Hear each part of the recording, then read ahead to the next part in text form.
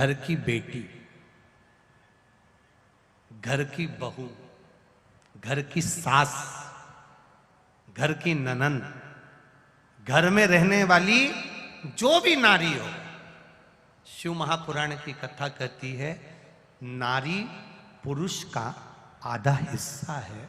तो शिव पुराण कहती है कि नारी भी किसी गुरु से कम नहीं होती है, वो मार्ग बताने वाली होती है। किसी किसी को बुरा लग सकता है इस बात से कि गुरुजी ने नारी को गुरु कहा। हाँ, क्यों नहीं हो सकता। एक मां जब अपने बच्चे को ज्ञान देने के लिए आती है, छत्रपति शिवाजी की माता जीजाबाई ने कह दिया छत्रपति शिवाजी से, शिवाजी ये सामने बना हुआ किला मुझे चाहिए। शिवाजी कहते हैं उस किले में दे रहा है, उसके पास सेना है, किले को मैं अपना नहीं बना सकता। अगर सुन शिवाजी, कल तक ये किला मेरा नहीं हुआ तो सोच मैं इस किले पर चढ़ाई करूंगी। इतना सुनना था। छत्रपति शिवाजी तुरंत अपने कुछ सैनिकों को साथ लेकर चढ़ाई कर दी है। हजारों की संख्या और शिवाजी के पास थोड़ी सी संख्या, तो भी मां अपने बेटे को जब ज्ञान देती है तो ऐसे कई किलों का राजा बना देती है। वो शिवाजी छत्रपति शिवाजी। एक मां अपने बच्चे को जब ज्ञान देती है साधारण नहीं रखती। एक पत्नी अपने पति को ज्ञान देती है तो सती अनसुईया बन जाती है, सावित्री बन जाती है, अपने पति के प्राण वापस लेकर आ जाती है। एक बहन अपने भाई के लिए तत्पर होकर अपने भाई के लिए यमुना बनकर यम को भी साध लेती है। एक बुआ जिसको लोग ये होली मानकर जलाते हैं, ये होली नहीं है भाई, ये हिरण्यकशिपु की बहन का नाम था डूंडा।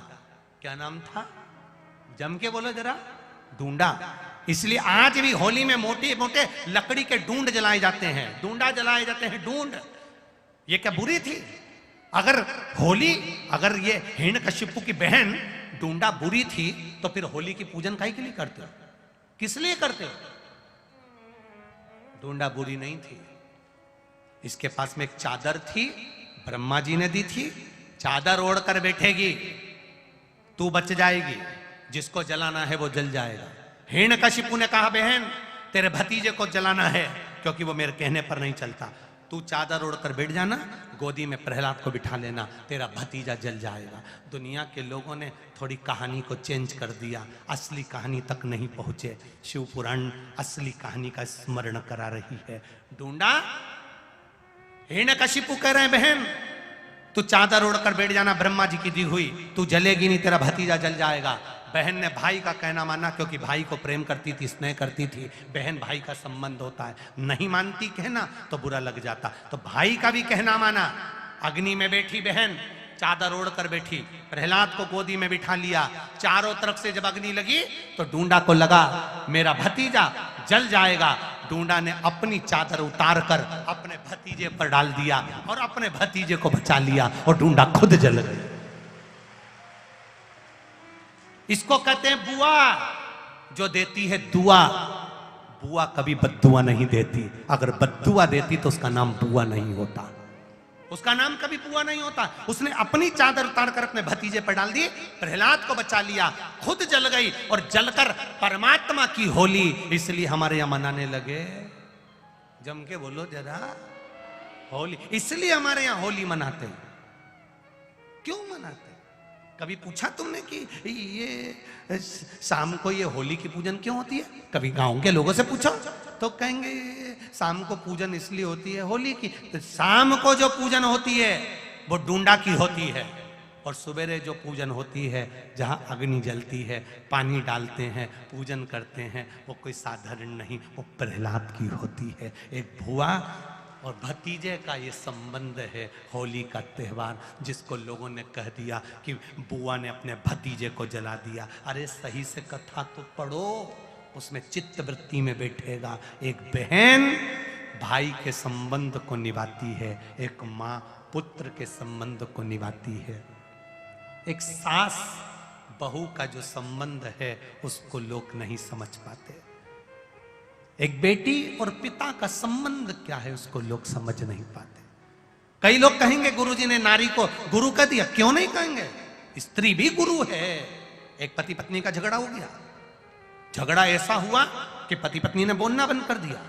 पति ने बोलना बंद, ऑफिस चले गया, बात नहीं करे। अब ऑफिस से फोन आया कि रात्रि को 3 बजे एयरपोर्ट पे साहब आ रहे हैं, तुम्हें लेने जाना है। अब पति ने विचार करा, पत्नी से बोलचाल बंद है, जगाएगा कौन, यही सुबह जल्दी जगती थी, मेरे को जगा देती थी। इसने एक पर्ची ली और पर्ची पे लिख दिया कि मुझे 3 बजे रात को जगा देना, और पत्नी के सिराने रख दी।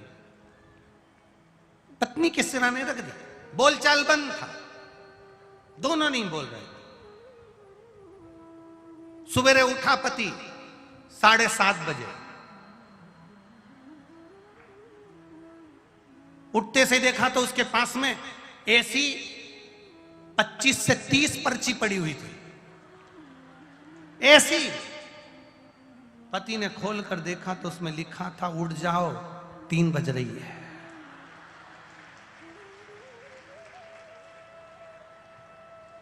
तुम भी नहीं बोले, हम भी नहीं बोले, तुमने भी पर्ची रख दी तो हमने भी रख दी। जैसा तुम्हारा गाना वैसा हमारा बजाना, मत बोल। तुरंत पति उठा, 7:30 बजे जो पर्ची का ढेर लगा था, चिल्ला के बोला, तू जगा नहीं सकते थे? पत्नी बोले, तो तुम रात को बोल नहीं सकते थे? तुम बोलते, नी जगाती तो बात दूसरी थी। तुम्हारे लिए तो मैं रात भर जगकर सवेरे उठा सकती हूं, मैं नारी हूं। एक स्त्री में, एक नारी में शिव तत्व आधा भरा हुआ होता है। जितना बल नारी में, धैर्य नारी में, विश्वास नारी में, भरोसा नारी में जितना होता है, उतना पुरुष में भी नहीं हो पाता महाराज। पति का जरा सा सिर दुखता है और वो पूरे घर को हथेली पर उठा लेता है, और पत्नी जिसके गर्भ में संतान होती है, कष्ट पर कष्ट भोगती रहती है, मुख से एक शब्द नहीं कहती है, वो नारी होती है, वो नारी।